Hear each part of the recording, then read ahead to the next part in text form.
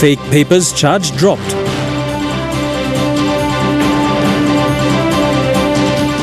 MSG meeting convenes in Kokopo. And women's cancer awareness breaking boundaries.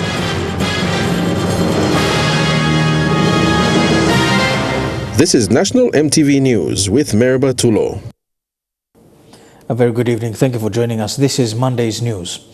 Charges involving serious allegations against 30-year-old Sumon Dewan from Bangladesh, who was accused of producing fake official government documents, have been dropped after police failed to complete court files.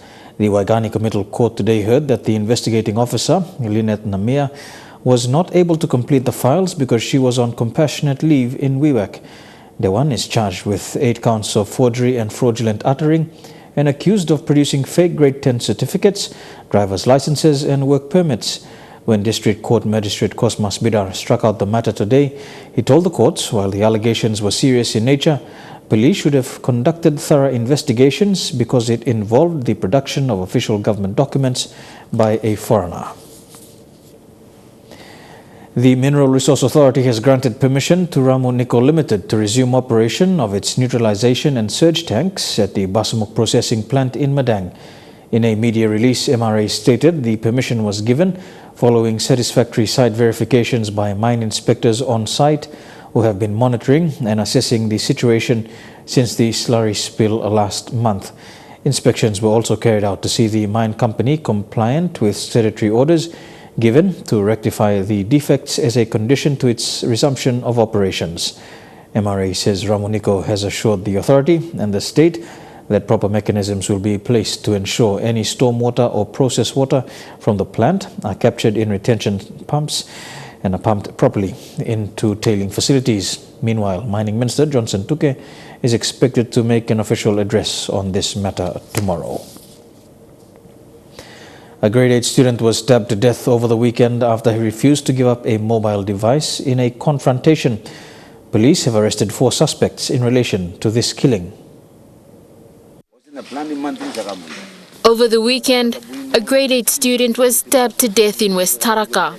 Police reports state that he was attacked after refusing to give up his tablet device to a group of men and was stabbed several times. So he was stabbed several times on his chest and his end. So he died on arrival at the hospital. According to Lay's acting Metropolitan Commander Christopher Kunyanban, 4 suspects have already been apprehended. The stolen device and murder weapon confiscated. So the suspects all of them will be charged for willful murder. Situation is currently quiet but still tense. This firearm was confiscated by Lay police in a raid this morning. It was used in an attempted armed robbery in the market area last month. Earlier on, the vehicle that was also used in the attempted robbery was confiscated. At Kamkumu, where 2 suspects have been apprehended for last month robbery and 2 weapons were recovered from. One is a factory-made arms called pump action pistol grip and the other one is a homemade. Lucy Kopana, National EMTV News, Lay. The Institute of Business Studies recently brought together all former staff, students and associates at a reunion ball to celebrate the university's 30 years of providing quality private education in the country. The reunion ball is also an initiative of the IBS Alumni Association to bring together all former students to work together to support education and other community development initiatives.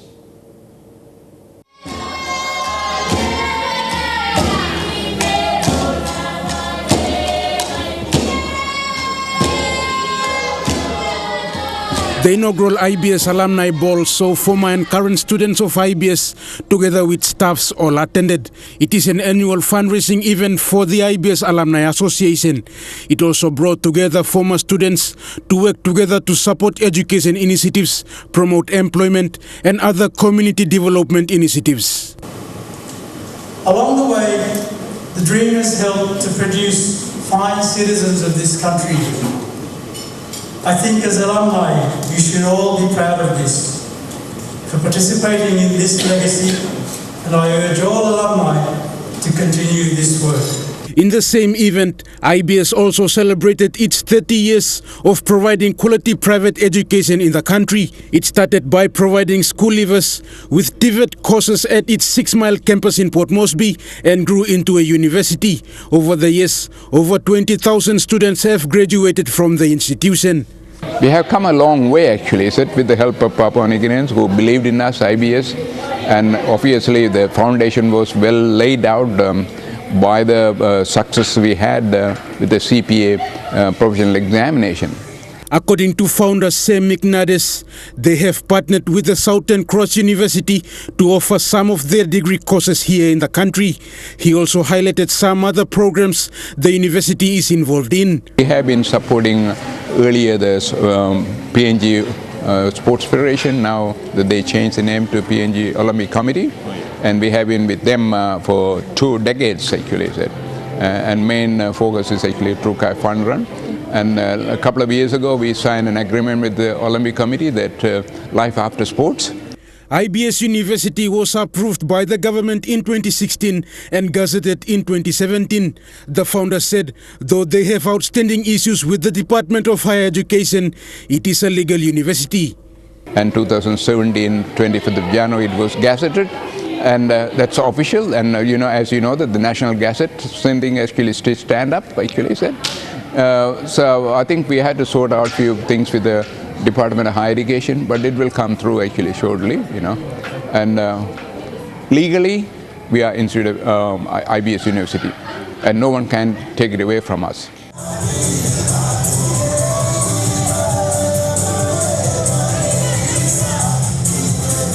Rayon Lakingu, National MTV News. This is National MTV News. We'll be back with more right after these messages.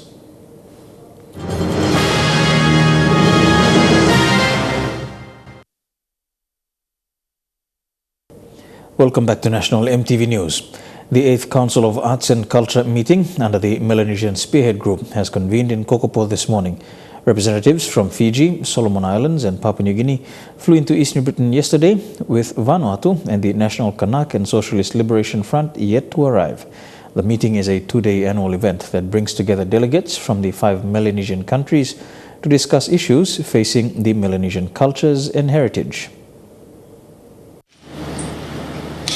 The Council of Arts and Culture meeting under the Melanesian Spearhead Group is an annual event and a lead-up meeting to the main Melanesian Spearhead Group Leadership Summit.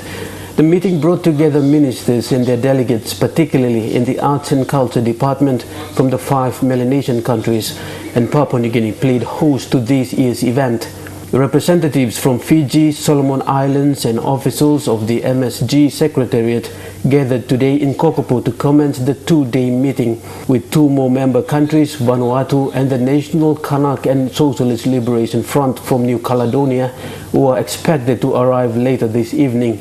I see no reason why we cannot organize ongoing arts and culture programs together as a group. The main focus of this year's meeting is to bring together the 5 countries to discuss ways to preserve the diverse Melanesian culture and heritage, an aspect of Melanesian societies that is being challenged by Western influence. I would like us to remind ourselves that we have to remain united, to be strong.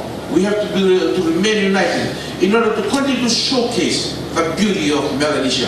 On the agenda is a Vanuatu proposal on a Melanesian music festival and a Melanesian pageant. Fiji also proposed the idea of involving cultural education in Melanesian schools and a common online database to store Melanesian arts and culture information. All these were points discussed in the last meeting held in the Solomon Islands last year and will be further discussed in this meeting here in Kokopo. Last year I was proposing, a common theme on how we can be able to portray to the world, to say that Melanesia is, when you add whatever you want to add, beautiful, exotically beautiful, lovely. The meeting convened today with the council comprising officials representing the government ministers to discuss the proposed agendas. The arts and culture ministers from the 5 countries are expected to meet tomorrow to agree on these proposals. Edwin Fidelis, National MTV News, Kokopo.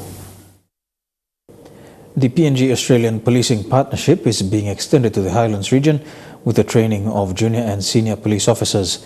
The Australian Federal Police have arranged with the United Kingdom College of Policing to train PNG police officers leadership skills. The leadership workshop is focused on helping junior and senior police officers in the Highlands understand the different levels of leadership and the responsibilities in the constabulary. By understanding the rank and file, police officers can respect each other's duties and responsibilities and improve the image of police officers to the public.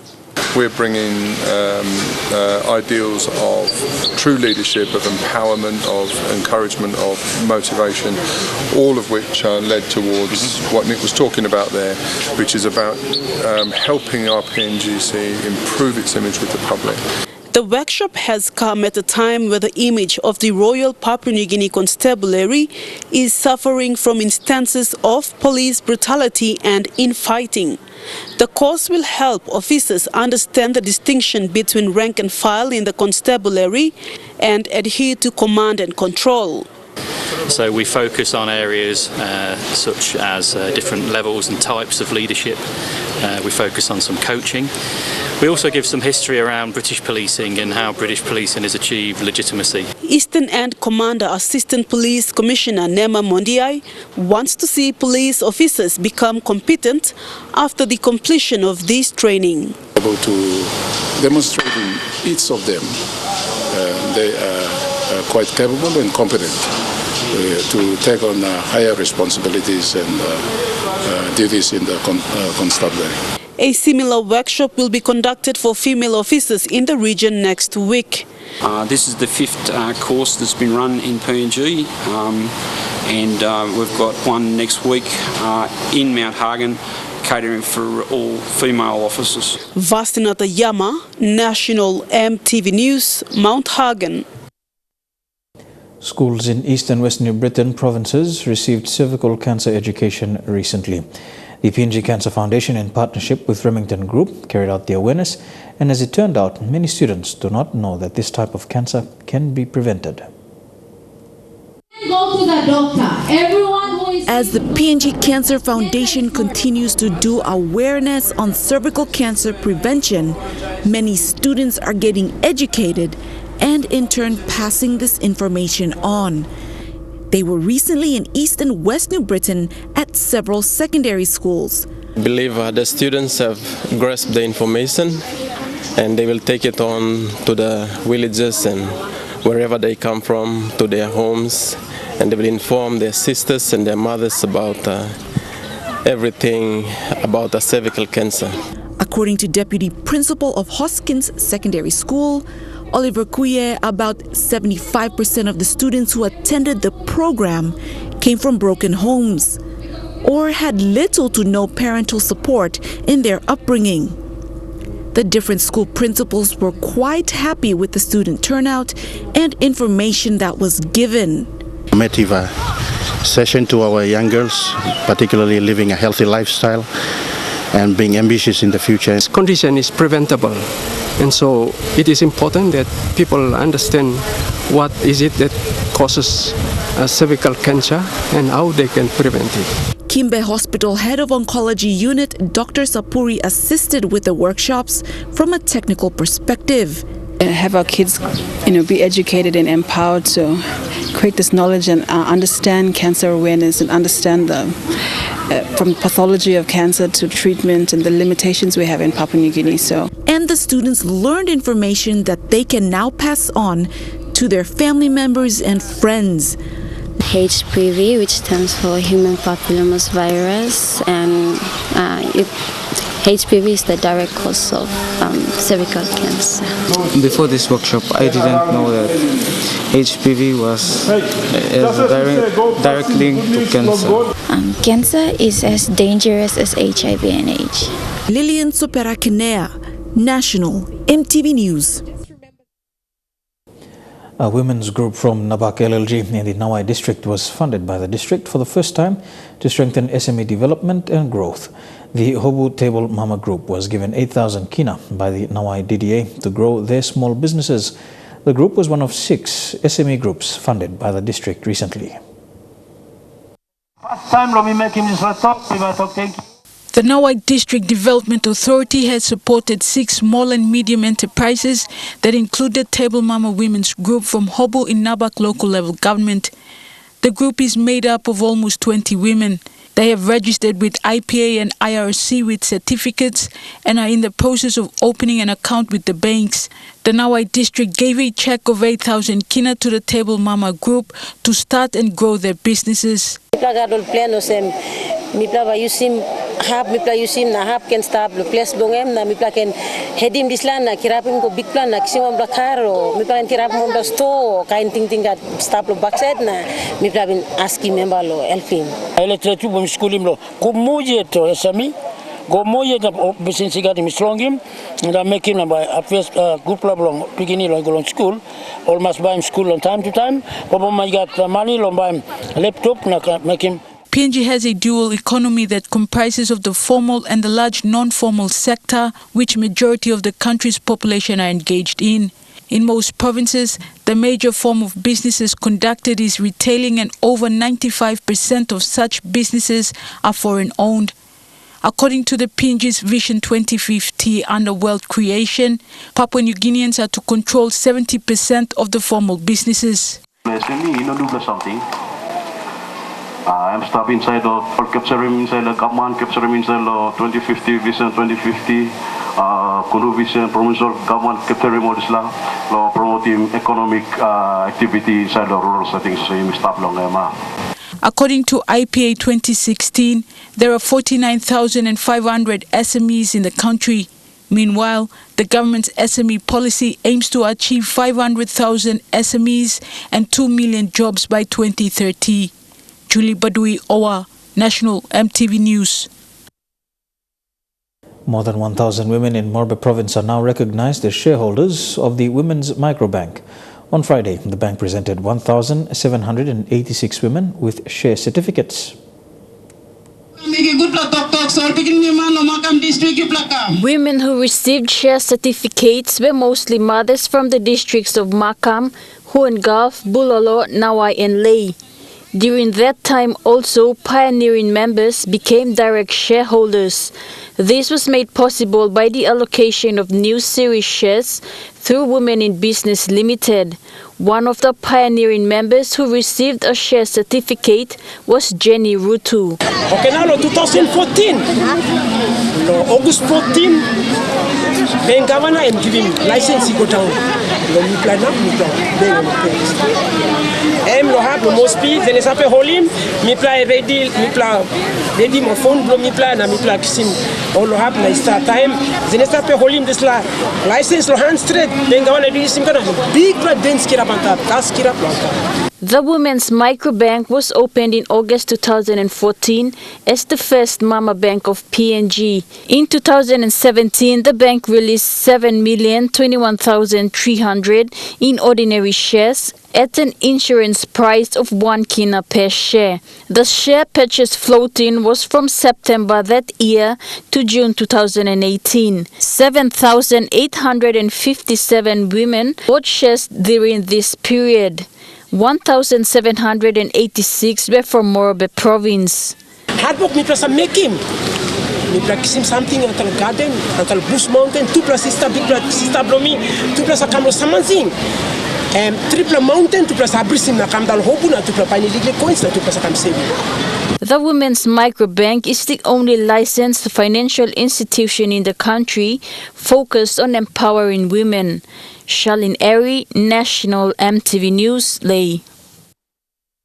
A doctor from the Papua New Guinea Kidney Foundation is warning Papua New Guineans to be careful of what they consume.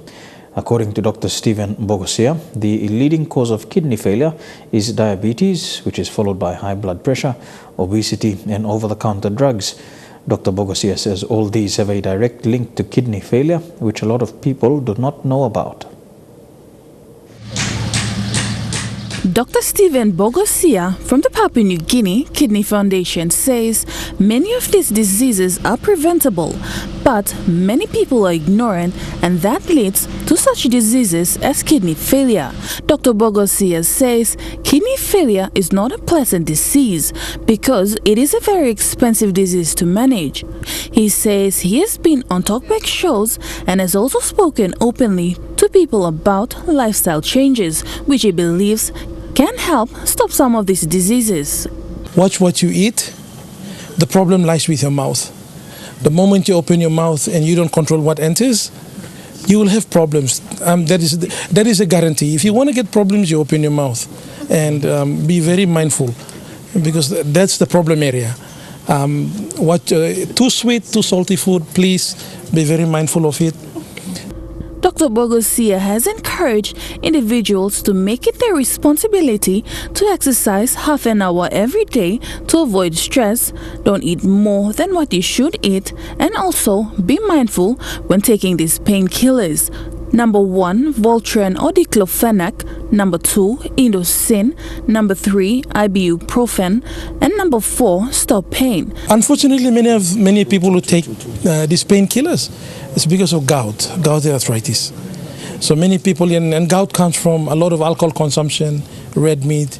And despite our warnings to people to cut down on those areas, many people still go ahead. One worrying trend that I would really like to tell many people in Port Moresby is be very mindful of the painkillers that you get. If it's Panadol, it's safe. If it's another thing other than Panadol, always ask your GP or a brother or a relative, is this linked to kidney injury or not?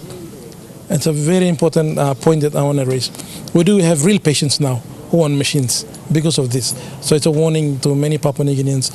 Dr. Bogosia also added that regular alcohol consumption can also lead to kidney failure. Alcohol is a carbohydrate. It's just like you eating rice. Alcohol has a similar load of carbohydrate just as you eating rice, just as you drinking the Coca-Cola. All of these things eventually get converted into sugar in the bloodstream. And if you pile all of them at the same time, you think alcohol is different, but no. Alcohol and its alcoholic beverages, they are all sugary drinks. They will eventually end up building up your sugar in the bloodstream. So be very careful with alcohol as well. Kidney failure has 5 stages, but the first 3 stages are not noticeable until the 4th and 5th stage. Dr. Bogosia says once it hits the 5th stage, the patient can die. Michelle Steven, National EMTV News. You're watching National EMTV News this Monday. We'll take another break. When we return, we take a look at stories making headlines overseas.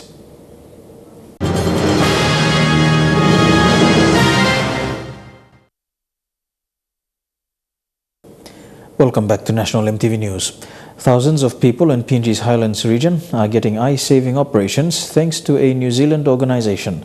The Christian Blind Mission operates half out of hospital clinics and the other half via mobile outreaches. One News Pacific correspondent Barbara Dreyer with this story. It's a big day for the Eastern Highlands, an area where resources and expertise are thin on the ground. Disability usually means misery.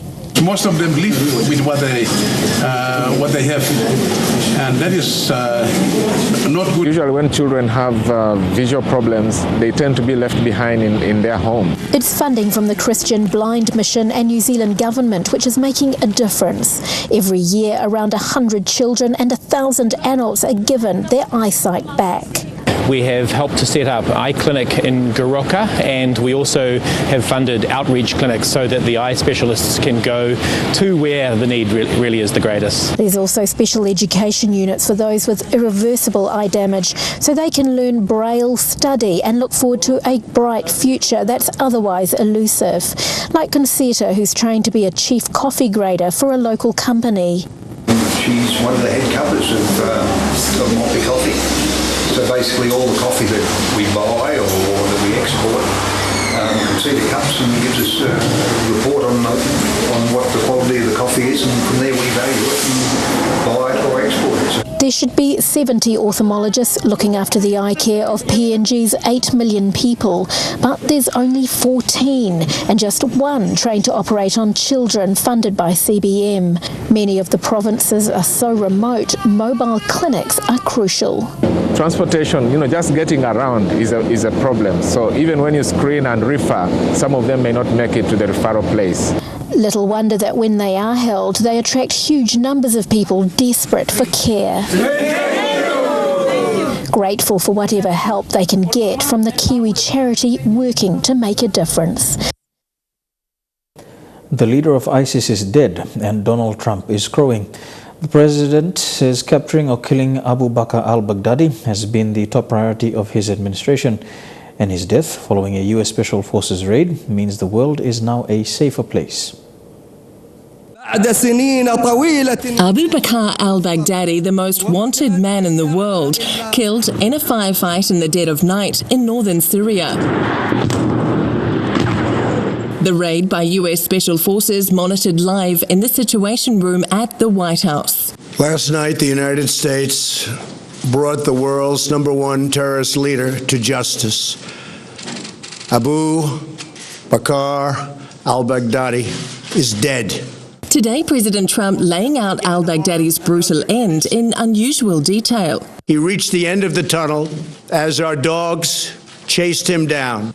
He ignited his vest, killing himself and the 3 children. He died like a dog. He died like a coward. And immediately afterwards, US Special Forces using a DNA test to confirm it was the ISIS commander. His body was mutilated by the blast, but test results gave certain, immediate, and totally positive identification. On the ground for 2 hours, the US team also extracting valuable intelligence. Future plans, things that we very much want. Al-Baghdadi was radicalized while in prison in Iraq in 2004, and 10 years later he founded ISIS and began waging a global jihad. Harnessing the power of the internet to radicalize his followers and using social media to promote the group's barbaric violence, usually quick to claim its own attacks. As yet, IS has not confirmed the death of its ideological leader. President Trump, though, eager to claim the victory and likely hoping it will quell the fierce criticism he's been facing at home for suddenly withdrawing US troops from that region. He will never again harm another innocent man, woman, or child. Al-Baghdadi's death, though, is unlikely to spell the end of ISIS. In the UK, in the next few hours, a driver of a container truck will appear in court charged with manslaughter. 39 bodies were discovered in the back of his truck after they were smuggled into Britain. A community overwhelmed by shock and despair. They haven't heard from sons and daughters who were en route to Britain for days, and they all fear the worst. Earlier this year, Le Van Ha left Vietnam to seek his fortune in Europe. Since he left, his wife has given birth to their 2nd child. He was the great hope of this family. The news from Britain has left them stunned. His wife, Ha, can't eat or speak. His father, Le Minh Quan, is inconsolable, constantly hugging his eldest grandchild. He believes he's lost not just his son, but his livelihood as well. He mortgaged all his land to borrow the money he paid for Le Van Ha's journey. The debt he left us is huge, he said. We don't know when we can pay it back. I'm too old now, and my health is poor. They're used in this part of Vietnam to saying goodbye to their young men and women. Money sent back from abroad is important to the local economy. And here Britain is their preferred destination. Nguyen Dinh Luong had already been living abroad for 2 years before deciding to take the last risky trip across the Channel. His family believes he too was inside the ill-fated container. All I know about England is it's not far from France, said his father, and I heard it was safe going to England, that nothing would happen. Saving and borrowing to send their young folk overseas has become a routine practice in these villages. It's also become a richly profitable business for the traffickers, a pitiless and a dangerous one. Few people here realised, as they surely do now, just how dangerous it could be. In the US, thousands of firefighters are battling huge blazes in California as fierce fires fueled by strong winds take hold. With entire suburbs under threat, tens of thousands have been ordered to evacuate a little bit, slowed by smoke and traffic and the mad rush to get out. A statewide emergency in California. Flames just metres from these homes, residents using garden hoses as a last line of defence. 180,000 people have been forced to flee.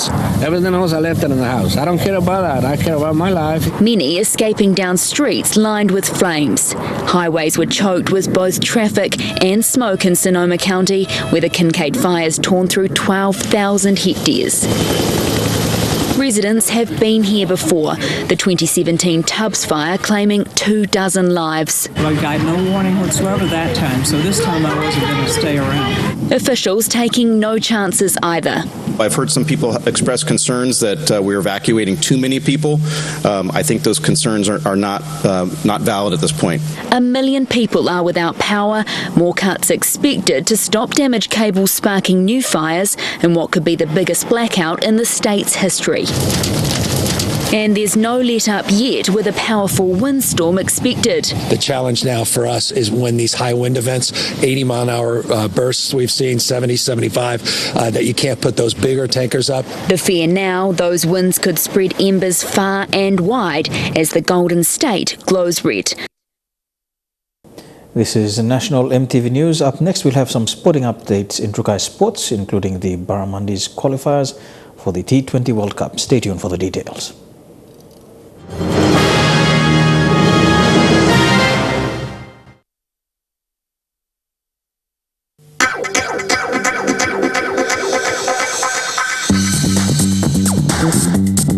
Trukai Sports.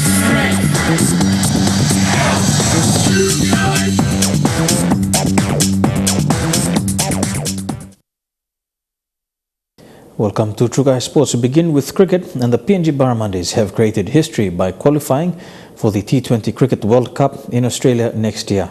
This is the first time the Barramundis will be attending a World Cup in any of cricket's formats. PNG finished in first place in Group A, earning automatic qualification to the World Cup.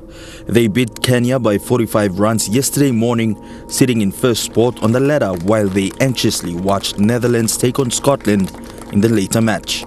Netherlands had to beat Scotland in 12.3 overs of the chase but failed, gifting PNG automatic qualification. Another one, and cheers down there, because their trip to Australia is guaranteed for the first time in their history. Papua New Guinea will be appearing in the T20 World Cup in less than a year. The boys have bought into what we tried to do. It's been a challenge with the education and the language and facilities and bits and pieces, but they've really bought in with what we tried to do. And you know, we've got some work to do in 50 over cricket, but we knew 2020 was our format, and to come here and achieve this is just a dream come true. Really happy for the boys and the staff, everyone back home who have supported us. You know, we came in within a not good form, but the way we played all throughout the week has been outstanding, and credit to the boys. Netherlands won by 4 wickets, but it wasn't enough to secure first place. The Barramundis had doubts about their playing form heading into the qualifiers. Though they struggled a little during the year, they still managed to put on a qualifying performance to attend their first major ICC tournament.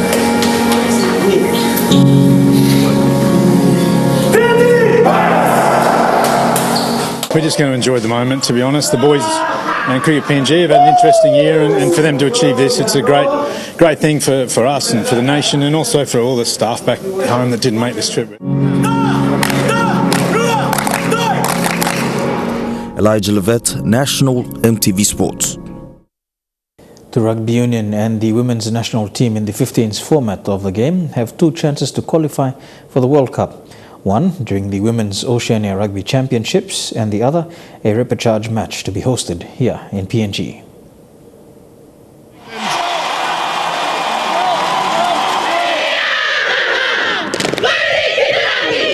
Papua New Guinea has the opportunity to qualify for the 2021 Women's Rugby Union 15s World Cup in New Zealand. The national 15s women's team, the Palais, have had a pool of 60-plus women to choose from, so the team can qualify for the World Cup. The team has been preparing for the upcoming Oceania Championships in Fiji for a chance to qualify. Selection process started from last year's tournament in November last year, so we had a year to look at the girls. We started off with about 65 girls. We brought it down to about now 45 to about 50 for the trial matches. Among the 60-plus women, there are former rugby league nationals as well. Joanne Kuman and Malamak are two fast-paced players, former Orchids representatives, and in the mix as well, Kathy Neap, the inaugural captain of the Orchids. With the girls, rugby league girls that have come in, they actually play in our club competitions, especially the ones in NCD and POM, CRU. The ones in Ley, they also play in the local Ley Rugby Union as well. Coach John Pangatana says the women have the potential to be good rugby union players and are considered irrespective of their sporting affiliations. Yeah, we give them the option. If they want to choose, they want to choose. We don't close selections off to only rugby union players. There's volleyball players, cricket players. We're open. If you can do what we ask, certainly we'll give you an opportunity. Australia and New Zealand have qualified for the tournament, which leaves 2 spots open, and the upcoming Oceania Women's Tournament in Fiji serves as a direct qualifier. But PNG needs to finish first or second against Fiji, Samoa and Tonga. If PNG finishes second, they play the repechage for a second chance. The winner gets a direct entry to the World Cup, New Zealand 2022. The runner-up gets a repechage, so you get a second chance. And I believe Port Moresby is hosting the repechage here in Moresby as well. So if we can come second in this whole thing, we get to host the repechage here, and we still get a chance to go to the World Cup. Fidelis Sukina, National, EMTV Sports. The Eastern Papua Association, the head of the popular Eastern Papua Carnival competition, has partnered with the Cancer Foundation of Papua New Guinea. President Joyce Grant says she is proud of the direction EPC is taking in both uniting the Milne Bay community in Port Moresby as well as using sport as a platform for awareness on cancer. Sport and health are two activities that go hand in hand and have been pushed for by multiple sport and corporate organizations in PNG for many years. That concept no different as the Eastern Papua Carnival, a football tournament exclusively for the Milne Bay community in the city of Port Moresby, opened over the weekend. With 32 men's and 11 women's teams taking part this year, it has grown from strength to strength, with select players also forming part of this year's Best of Cup challenge. Celebrating 41 years in 2019, the Eastern Papua Carnival was initiated in 1978 with the premise of gathering together the then small community of Milne Bay people in the city. Joyce Grant, the president of the Eastern Papua Association, which oversees the tournament, has been excited at the turnout and organization of the 2019 competition. Uniting the small but growing population of Milne Bay football players has always been the mainstay of the tournament, but Grant says partnering with the Cancer Foundation of PNG gives them an added focus. We're privileged. We always have an average of about 3,000 people attending. I'm very, very, very happy with this year, the beginning today, so it's only prompting me to do something more exciting next week and the weekend after and the grand finals. The exciting thing for EPC 2019, for the first time, we will be hosting the grand final games at the big stadium behind us.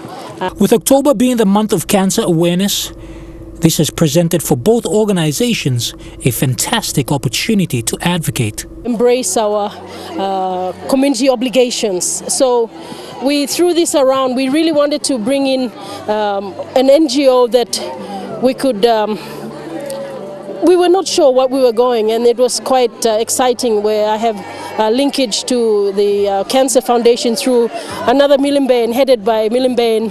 And that is something attested to by Executive Manager of the Cancer Foundation of PNG, Priscilla Napoleon. This is probably one of the first times actually for us to draw a partnership with Eastern Papua Association and to be here, at the field. And this is a sporting field. This is already a show of one of the main messaging that we advocate about, and that's active lifestyle. So we're here to promote that main message and just use this vehicle as a drive.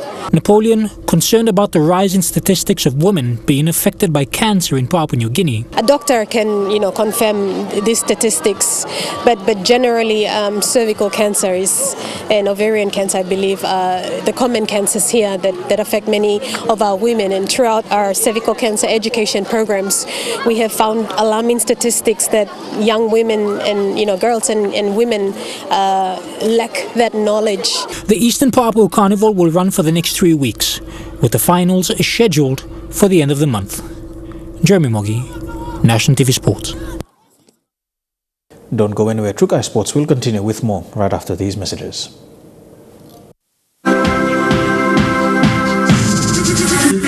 Trukai Sports.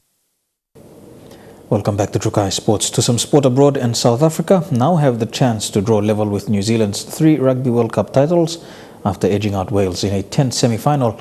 The Springboks winning 19-16 and earning a chance to do what no team's done before. Springboks head to the final. It wasn't a spectacle, but for the Springboks that didn't matter. Look at the jubilation. The celebration speaking volumes as their brute force won out, leaving the Welsh dream of making a first ever World Cup final shattered. It was gladiatorial. A bit disappointing, very disappointing. What a crap game. This match was an old-fashioned rugby arm wrestle, heavy on the kicking, desperate for a spark. Does it himself! The Springboks eventually providing one, only for Wales to respond in kind. They got to win the ball, they do now. There's the misread, there's the try! From tedious to tense, Andre Pollard's boot eventually the difference. Pollard absolutely crushes it. A prayer and a bit of luck of the ball. We just kept at it. Not until those 4 or 5 minutes towards the end did you feel out of it, or we were chasing it. We felt composed, we felt in it. For Wales, though, despair for the 3rd time, knocked out at the semi-final stages and leaving the Kiwi coaches Steve Hansen and Warren Gatland to go head-to-head in a 3rd and 4th playoff. You're playing the All Blacks and they're probably hurting as much as we are at the moment as well. So it's a tough game to play, that 3rd and 4th playoff, but you've got to go out there and give it the respect that it deserves. Gatland's 12-year tenure in the job ends after this World Cup. Well, the Welsh haven't beaten the All Blacks since 1953, as far as I know, and they'll be bloody keen, to be frank. The Springboks could now become the first team to lose in the pool stages and still lift the trophy. England watching and lying in wait. And that ends Trukai Sports for this evening. When we come back, we take a look at the weather forecast for the next 24 hours. Trukai Sports.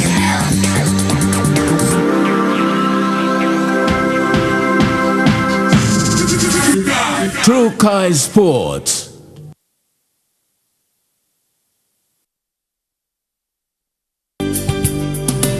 This weather update is proudly brought to you by Money Plus. With you always.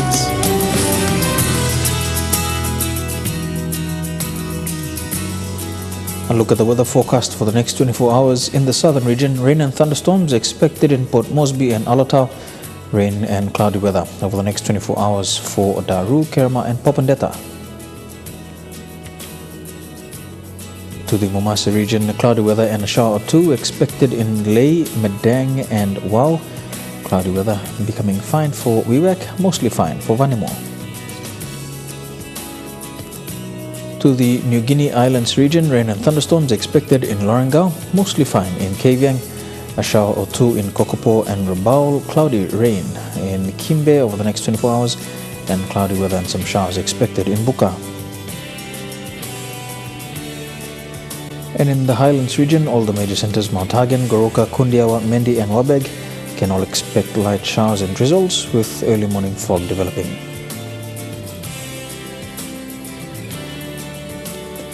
I'll look at the forecast for small ships, but first there is a strong wind warning. Moderate east to southeasterly winds of 15 to 20 knots are expected to strengthen and increase to 25 to 33 knots within the next 12 to 18 hours, causing rough seas. All small craft and boats are advised to take the necessary precautions before and after going out to sea. I'll look at the forecast for small ships now. For the next 24 hours, waters of southern PNG Indonesian border through Torres Strait and Daru to Kiwai Island, to Kerma, Mule Island, Hood Point, Aroma Coast to Samarai Island, seas 1.5 to 2.5 meters. Waters of eastern and western Milne Bay Islands, seas 1.5 to 2.5 meters. Waters of Samarai Island to Cape Vogel to Finchafen, seas 0.5 to 1.5 meters. Waters of Finchafen through Vitias and Dampier Strait to Siasi Island to Long Island, seas 1.5 to 2.5 meters. Waters of Long Island to Medang, Bogia, Wibak, Aitape, Vanimo and the northern PNG Indonesian border, seas 0.5 to 1.5 meters. Waters of Manus and its western group of islands, waters of New Island to East New Britain and Bougainville, seas 0.5 to 1.5 meters, and waters of West New Britain, seas 1.5 to 2.5 meters.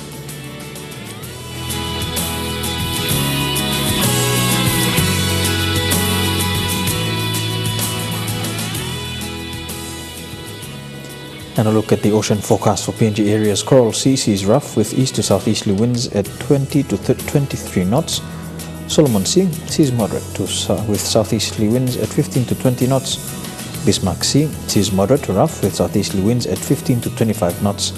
And the Pacific Ocean sees light with east to southeasterly winds at 10 to 15 knots.